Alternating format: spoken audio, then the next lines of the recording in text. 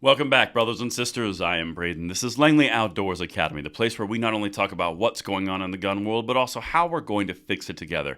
In tonight's content, I'm going to show you what happened behind the scenes at the first Office of Gun Violence Prevention. Who was there? Which lieutenant governors were there? What gun groups were there? And the things that they talked about that they didn't seem to include in the White House memo. So I had to go to another source. This is a great one right here, guys. Everything will be linked in the description box below, and I can't wait to hear what you guys think. And please spread this out so everyone knows what they're doing and they're exposed, because they are trying to put this stuff under the radar.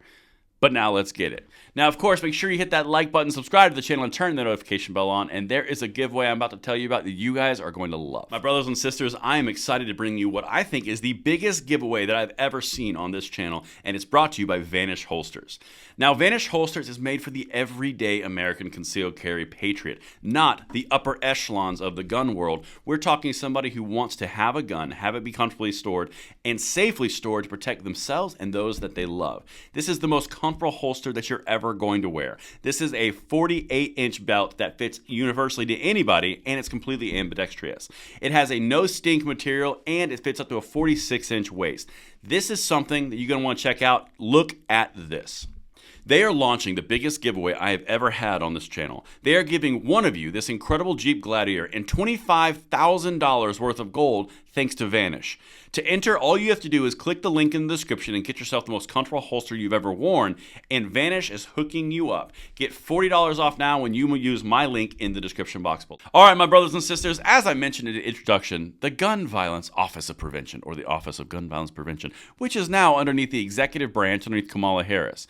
Remember that whole thing where we were like, this is a bit of a problem because they're going to have unfettered access to all sorts of things? Well, there was a White House, the White House originated meeting with lieutenant governors. So these are the second in power in Democratic states.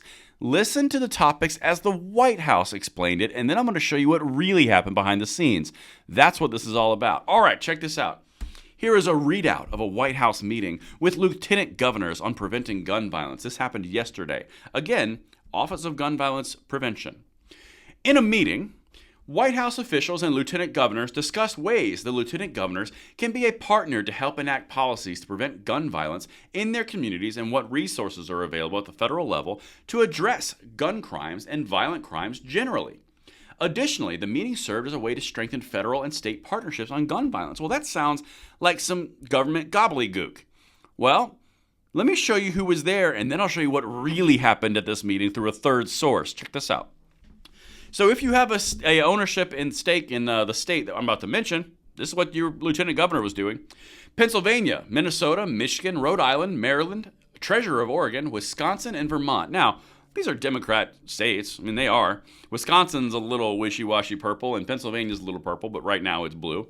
So that's what they told you they were doing at a very high level with the Office of Gun Violence Prevention. Well, now let me crack open the hood and show you what they were really talking about. And this is insane. Again, executive branch talking to other executive branches with a tie-in at gun control prevention groups. Gun control groups, gun violence prevention groups, all right? Washington. So this is the other source.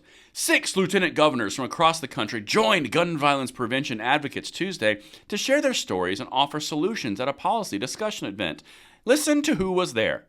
The Democratic Lieutenant Governors Association hosted the Gun Violence Prevention Policy Summit, which was the first of its kind. The DLGA partnered with the Gun Violence Prevention advocacy groups, Everytown for Gun Safety, March for Our Lives, Giffords Law Center to Prevent Gun Violence, as well as Labor Union American Federation of Teachers for the event. Wow! So we've got all the who's who of gun controllers, and we've got the Federation of Teachers Union at a gun violence prevention meeting with all the lieutenant governors. Anybody else a little concerned? Yeah, let's continue, because, I'm just going to show you what's there. Kevin Holst, the DLGA executive director, moderated the event's 3 panels. The first panel focused on justice for victims of gun violence and holding the firearms industry accountable for its role in perpetuating gun violence, while the second panel highlighted ways to help youth feel safe in their communities, including at school. The third panel concluded the event by focusing on disarming hate. The panelists discussed policy solutions at a local, state, and federal level. Some called for federal actions, such as tightening of background checks and a national ban on assault weapons. Again, lieutenant governors at the executive level for states, the Office of Gun Violence Prevention, all the gun control groups, and a federal teachers union. Anyone else a little concerned about this? This is going to continue to happen. They're going to continue to perpetuate it. That's why this little organization of gun violence prevention or office is a real big deal. In fact, this is a big clip, but this is what they focused on in the first segment about holding the firearm industry accountable. Let me just read you a few highlights here. Gilchrist, who highlighted the state's recent passage of background checks and storage laws, said there absolutely needs to be accountability for those who make, manufacture, market, and distribute firearms for criminal behavior outside of their control. Okay. Skaggs said the irresponsible marketing and advertising of specific gun companies have promoted white supremacist and extremist logos. Okay, bring your receipts and prove it, because that's crap. Quote, we have gun companies that are kind of appealing to the lowest common denominator, if you want to think of it that way, Skaggs said. Skaggs said that because governments are significant consumers in the firearm industry, governments should look at their suppliers. Those suppliers may then, in turn, hold themselves to higher standards, talking about arming their sheriff's departments, police departments, all that.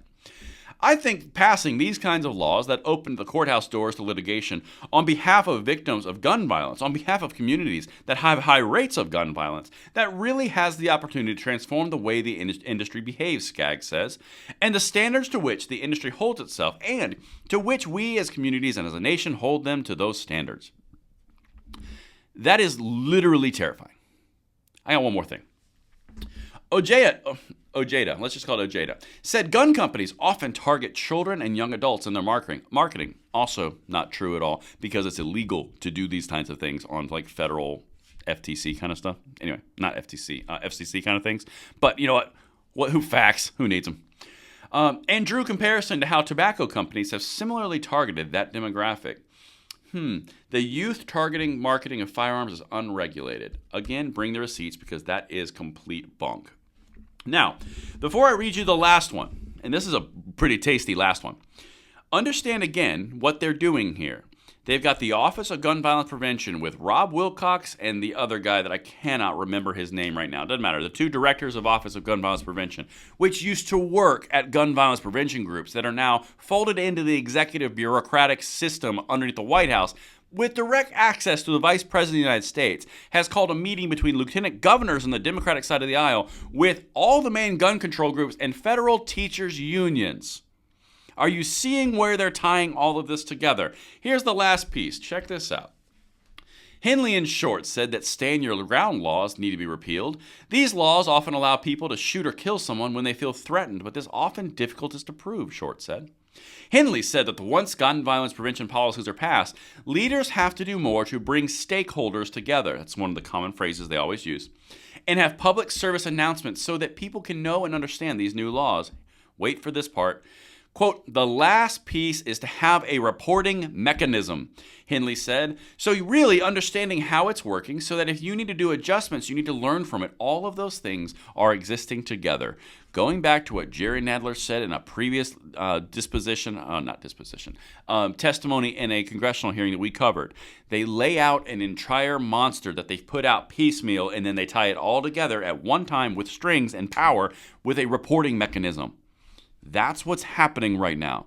If you're a governor, if you're, anyone in the House, a senator, anybody with a position of power on the conservative side who believes in gun rights, you might want to look at this. Or NRA, GOA, I don't care, anybody, FPC, just throwing it out there. And that's what I've got for you guys. So that's what happened just yesterday. And I hope you guys enjoyed this video. Let me know what you think in the comments below, and I will see you on the next one. I'm Braden. See you later.